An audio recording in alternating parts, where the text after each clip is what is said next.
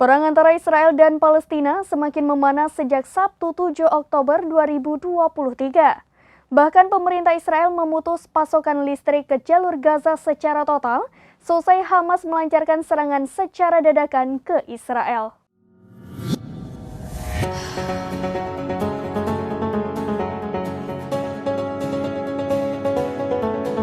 Perang antara Israel dan Palestina semakin memanas sejak saling menyerang pada Sabtu 7 Oktober 2023. Bahkan pemerintah Israel memutus pasokan aliran listrik secara total ke jalur Gaza seusai Hamas melancarkan serangan dadakan ke Israel.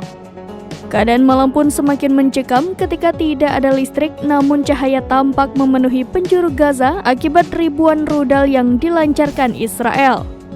Dalam video yang beredar, Gaza yang gelap gulita tanpa listrik menjadi semakin mencekam. Tampak rudal berkali-kali menghantam dan menimbulkan kilatan cahaya merah.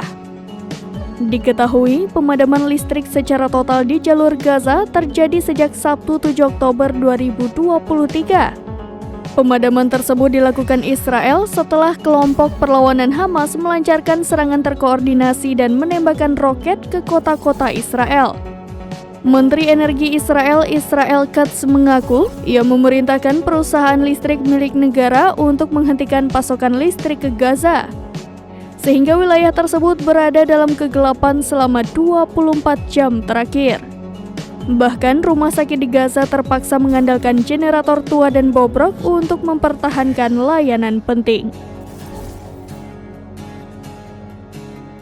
Demikian informasi terkini Syedara Lun. Saksikan terus berita lainnya di kanal YouTube Serambi News, website dan Facebook serambinews.com.